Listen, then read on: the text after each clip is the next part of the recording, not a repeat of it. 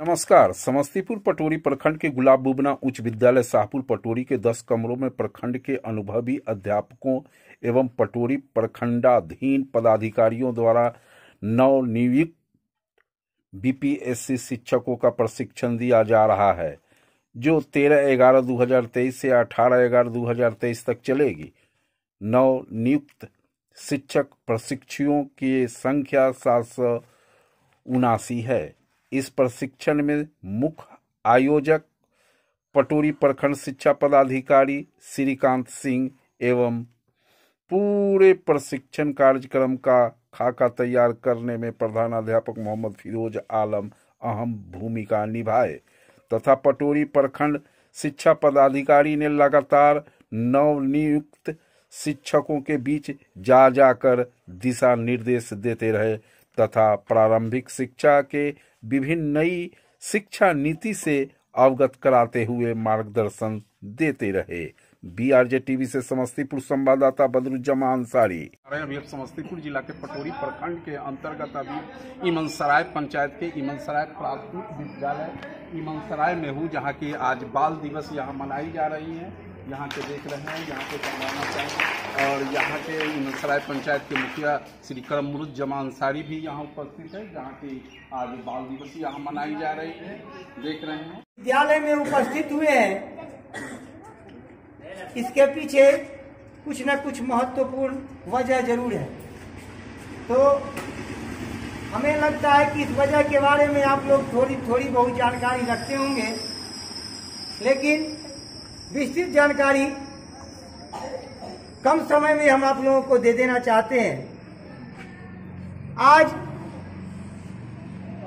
हमारे महान देश के नायक, महापुरुष, स्वतंत्र भारत के प्रथम प्रधानमंत्री पंडित जवाहरलाल नेहरू, जिन्हें बच्चे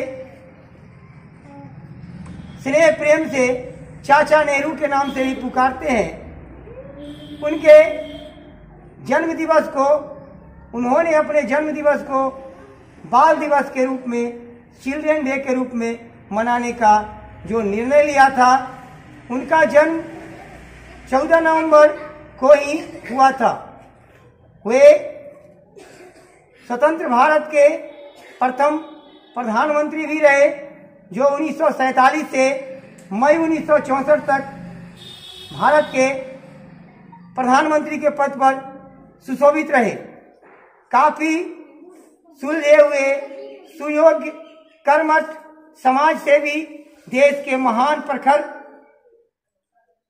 राजनेता थे। वो उनका परिवार भी राजनीति से ही जुड़ा हुआ था। उनका गृह कश्मीर में हुआ करता था। उन्हीं के जन्म दिवस के उपलक्ष्य में हम लोग आज 14 नवंबर आज भी है, आज क्या कौन सा तिथि है? 14 नवंबर बाल दिवस के शुभ अवसर पर अपने पंचायत के माननीय मुखिया जी बदरुज्जमान अंसारी की अध्यक्षता में आज जन्म दिवस को मनाएंगे। आइए अधिकारी महोदय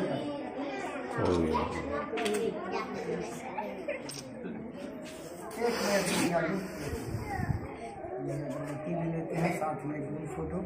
सब मैडम लोग भी पंक्तिबद्ध हो जाइए, सब लोगों का एक ग्रुपिंग फोटो अच्छा से आ जाए।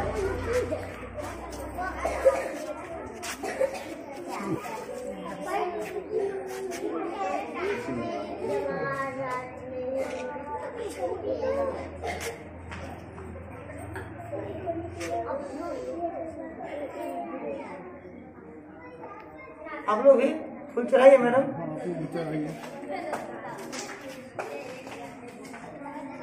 जवाहरलाल नेहरू जी के जयंती पर उपस्थित हुए हैं।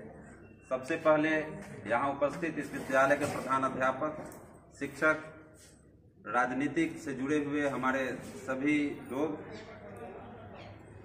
को मैं धन्यवाद देता हूँ और शुभकामना देता हूँ। बच्चों, जैसा कि पता है, पंडित जवाहरलाल नेहरू स्वतंत्र भारत के प्रथम प्रधानमंत्री थे और बाल दिवस के माध्यम से स्कूल के द्वारा जो कार्यक्रम चलाया जा रहा है बिहार सरकार के आदेशानुसार, उसमें आप लोगों को बहुत चीज सिखाने का भी बात था, लेकिन जैसा कि हमारे प्रधान अध्यापक जी बता रहे थे कि रात 9 बजे ही हम लोगों को जानकारी मिली, जिस वजह से हम लोग व्यवस्था नहीं कर सके। इसमें बताना मुख्य रूप से एजेंडा भी था, जिसमें लगभग 35-40 पॉइंट दिया गया था कि बच्चों को क्या बताना है। बाल मजदूरी नहीं कराना, इसमें तो गार्जियन का भी उपस्थित होना अनिवार्य था। तो आप लोग पढ़िएगा तब ना। बाल मजदूरी समझते हो तुम लोग क्या? बाल मजदूरी क्या कहा जाता है, बोलो? बाल मजदूरी किसे कहते हैं? हाँ, कब कराया जाता है? जब नहीं पढ़िएगा, नहीं लिखिएगा तो गार्जियन क्या करते हैं? भेज देते हैं बाहर काम करने के लिए। तो आप लोग अच्छा से पढ़िएगा तब ना अच्छा जगह जाइएगा, नौकरी कीजिएगा। आज हम लोग जिनका जयंती मना रहे हैं, पढ़े लिखे तब ना वहां तक पहुंचे। हम लोग आज भी याद कर रहे हैं महात्मा गांधी जी को। कैसे लोग याद करते हैं? पढ़े लिखे, अच्छे काम किए, काम के वजह से लोग पहचाने जाते हैं।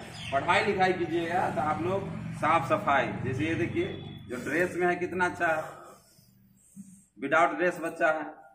खाना खाने से पहले हाथ धोना है, कैसे जानिएगा? अभिभावक बताएंगे, पढ़िएगा तो टीचर बताएंगे।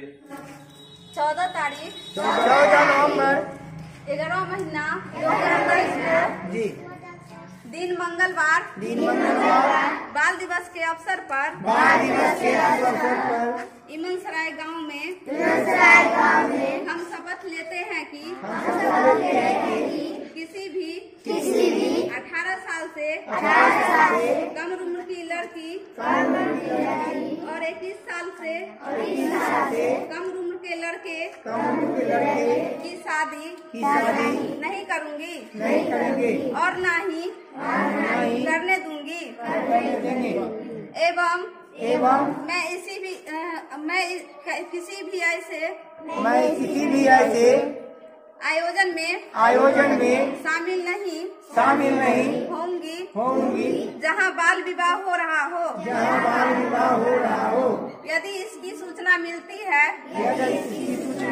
है तो चाइल्ड हेल्पलाइन का टोल फ्री नंबर 1098 या 112 को सूचित करूंगी।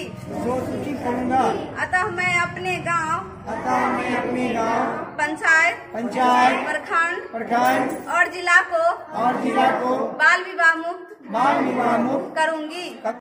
सर का स्वागत करेंगे। चलो चले शुरू करें।